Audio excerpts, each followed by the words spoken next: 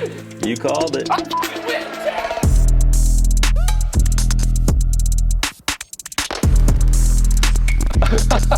Damn.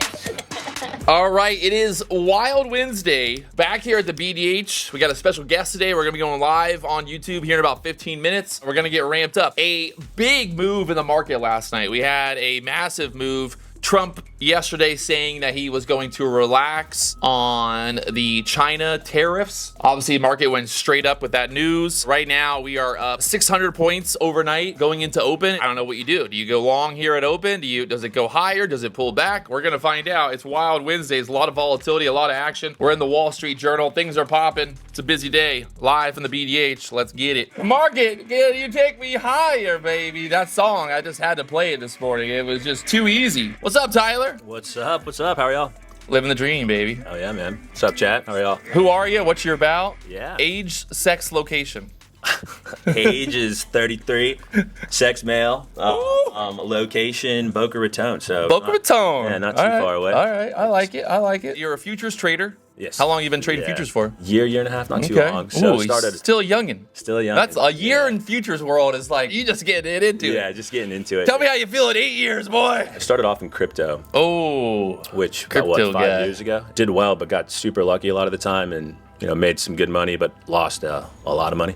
Yeah. Hey, type of feeling. We don't talk about the losses. We just talk about the makes. If there's no news, I'll do the 5-minute opening range. Yeah. And whenever there is news, I do the 15-minute opening range. So I will usually wait for that to play out, and then I'll use these levels in coordination with the 5 or 15-minute. Do you have a personal preference with account size? 50K? 50. Yeah, I like to do 50. I tried a 25K on Take Profit, have that one funded. I haven't really traded on it yet, but I just prefer 50. I think it's a perfect sweet spot, really. Good amount of drawdown, which I think is perfect, right? The 25K, I don't think it's quite enough. The funny part is, like, if you look at on Apex, the 50K account, you can trade 10 contracts. Yeah. And I feel like even if you had a 300K PA account, are you really going to trade more than 10 contracts per account anyway? Yeah. Probably not. You got 20 accounts, 10 contracts each. It's a recipe for disaster. Security stuff. Okay. So, fighting the Chinese. Yeah. Fighting the Chinese. He's on the front lines of the battle versus the China. But yeah, so I'll do that, and then after work slows down a little bit, I'll come back and check the market, see if there's something else that looks good, but I don't like doing that because every time I do, I just get Always. I talked about the other day. I go to lunch, I come back, I look at the market, I get into a trade, and then I ask myself, why? This is not when I trade. Why am I trading at 2 o'clock in the afternoon? Someone said, how did you break into cybersecurity? I'm a big tech guy, love technology, and so I did my undergrad in business, kind of pivoted to cybersecurity, right? Was doing mechanical engineering, got my master's, and I didn't want to do coding, just talk to computers all day, right? And I didn't want to do that.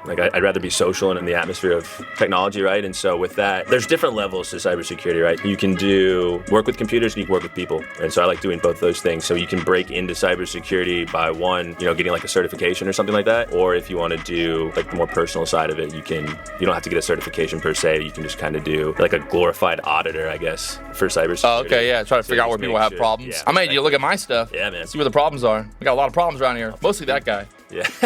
Watch out for that guy. I don't know what. He might be Russian or something. Doing something. One of the hardest things, though, with trading is patience. Yeah. What's your biggest struggle, you think? Or when you, I guess, first got into... we all struggle with patience. Just had an absolute fucking massive boner candle. All of a sudden, we were talking about maybe shorting down there at the lows, and the Nasdaq just ripped up 200 points. You look at these big moves, and you get the FOMO, because you're like, oh, man, I could have made... Look at all that money I could have made off, I could have made so much money. And then, realistically, you're like, well, I could have also lost a lot of money. What's been the one thing that you think that you've had to really battle the most as a trader? Probably learning how to view loss differently. One of the things that I really focused on when it came to loss was viewing it as not a loss, but an expense, if that makes sense. Yeah. About keeping that capital. That's part of learning how to trade is kind of figuring out how to basically stop yourself from doing stupid shit, right? The idea of buying low, selling high and all that, it's not rocket science, but when it comes to actually learning how to trade, it is really a process of learning how to just stop yourself from doing bad stuff. Yeah. How'd you find futures and how'd you find prop firms? So I was watching Trades by Matt, and he was transitioning out of crypto into futures, and that was kind of how I found out about it, right? And then it was funny, my algorithm on YouTube kind of changed as a result of watching that. There was a video that some guy made, and it was top 10 worst live stream losses of all time. Yeah. That was how I found you. See?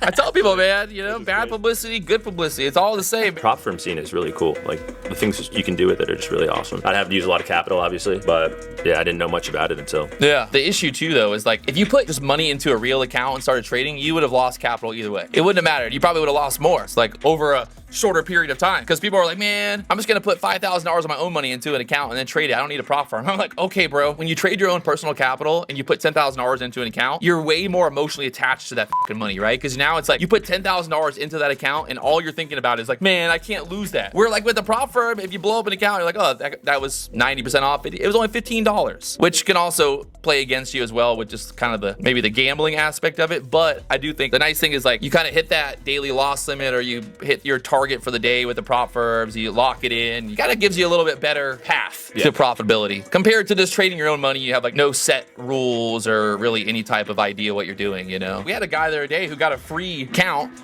Oh, I saw that. From the live stream, and then he got a payout. Pretty fucking epic. When I was in Alpine stream, gave like away, I don't remember what it was. It was like $50 or something like that. Yeah. 50 or $100. But I won it and bought a take profit trader. And got funded with it. Hell yeah. It's cool that y'all do stuff like that. Just give back to the community. Yeah, hey. It's funny too, because I meet a lot of people. It's always cool to like hear the different stories from people. Like I met a guy the other day, you know, with his family and stuff, and he's talking about how, you know, he found me on YouTube, how he started watching my free videos and all that really helped him kind of find his own little path where he might not have ever even thought about it. Cool to see that there are people out there that watch the live stream and then like figure it out on their own. I mean, everybody, that's the thing, is like I can sit here all day long and teach people how to day trade, but people are still going to lose no matter what, because it's just like their own inability to control their emotions, and which, I mean, I have that inability as well. That's the best part. The emotions are what make you or break you. It's not your strategy. That's what I like about your content too. Like, you have a course, which is probably good. I never bought it. Yeah, I just have it because people wanted to buy it. Which is, I think, a good thing too. Yeah. Because some people learn better from that. The thing is, the course is a very simplified like breakdown of everything, where like you could watch videos on YouTube for a year straight and you could learn everything for free, or you could buy the course and, you know, save yourself a year of searching and trying to find videos on YouTube. Because that's the problem too, is like if you go on YouTube and you just watch a bunch of random videos, like it's hard to like put it all together, especially when you're a new trader and it's like information overload. So I try to keep the course very like simple and streamlined to the idea of like, hey, do this, follow this, see this, like this is kind of the plan, you know? And that I think has been kind of successful, because it really does like force people to like follow that plan there. Yeah, which I think is good. You can definitely learn too much. I have people too that are like, ha ha ha, the opening range breakout, it doesn't work. Like, you're such an idiot. It's like, but why does it not work? It seems to work, you know, maybe in a normal market. I mean, right now it's breaking out to the upside here. I might not be a genius, but I think when you look at the opening range over a longer period of time, majority of the time, there will be like an edge to trading that opening range breakout. A goal. I mean, right now, I love my career, right? Yeah. What I do, so I don't mind doing that. You take a day off from work for a day? Yeah. Damn, called in work. Hey, boss, I can't come to work today. Why not? I'm going to the BDH. Would like to eventually try to make this a career. I think it's fun. Are you a hacker? No, so that's, you have to have specific certifications for that. I don't really hack. Some of that stuff. I can't even log into my fucking Yahoo Mail account. What's the like most common thing that people do that ends up getting them like f***ed over when it comes to cybersecurity? Way to get somebody. Like if I was hacking your stuff? Yeah. Phishing for sure. Yeah. Like if you wanted to join Tory Trade's course or not? Bought it a while ago. No! I actually what the I bought it. I knew it. A year and a half ago. You tell your girlfriend you bought her course? No. Well, don't tell her, because she's gonna think you're a little. Actually, no, I take that back. She knows. Oh god. Because I would watch her every now and then on. This guy. I would watch her. You gotta go. You're watching a girl trade. Who's this? Who's this girl? Well, I don't know. It's just some chick that I found. She's got a swing trading strategy. Figured I'd try it out and see what happens. There are just some things that you don't tell other people. When you're up almost $20,000, you can say whatever the f you want, boys. Welcome to the big leagues. So I'm gonna move my stop now to this little high of that candle. If we obviously break back above that, we might get a reversal, but at least we guarantee some profit here. We're right there at that pivot point as well. Oh, it's respecting it. Come on. Yes, Nasdaq. Yes. Daddy likey. I want to take out this low here, 850s. Ain't nobody doing it like this, boys. We put a little order down there to get filled. Let me just see what's going on in the Wall Street Journal today. Let me get that hit. Oh, come on. Don't do this to me. No double bottoms. No double bottoms. Swipe it, Nasdaq. This is always that moment where you're like, should I just gotten out there? Yeah. Should I just gotten out there, you know? Am I being greedy? Is it gonna go? It's gonna go!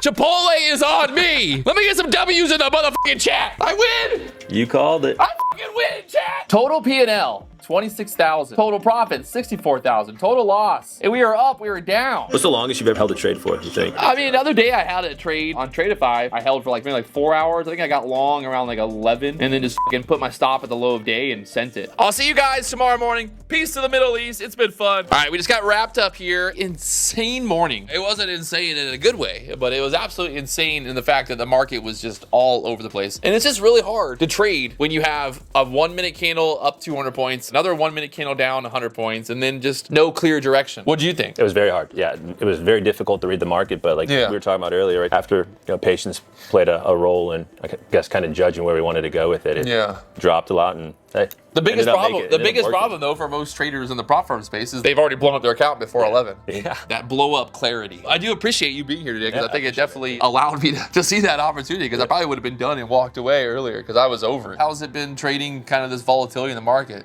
lately? You said you kind of sized down a little bit. I had to size down, yeah, because I mean, how many PAs have I had in Apex? Like 16 or 17 so far, and I lost like 6 last week. 16 or 17. This guy, he's still a young buck, baby. Wait till you get into the thousands, all right? I'm not that far along yet, but big day in the markets, volatility. We're gonna put him on the simulator, see what he does now. If he can drive. Score. New high score. Ooh.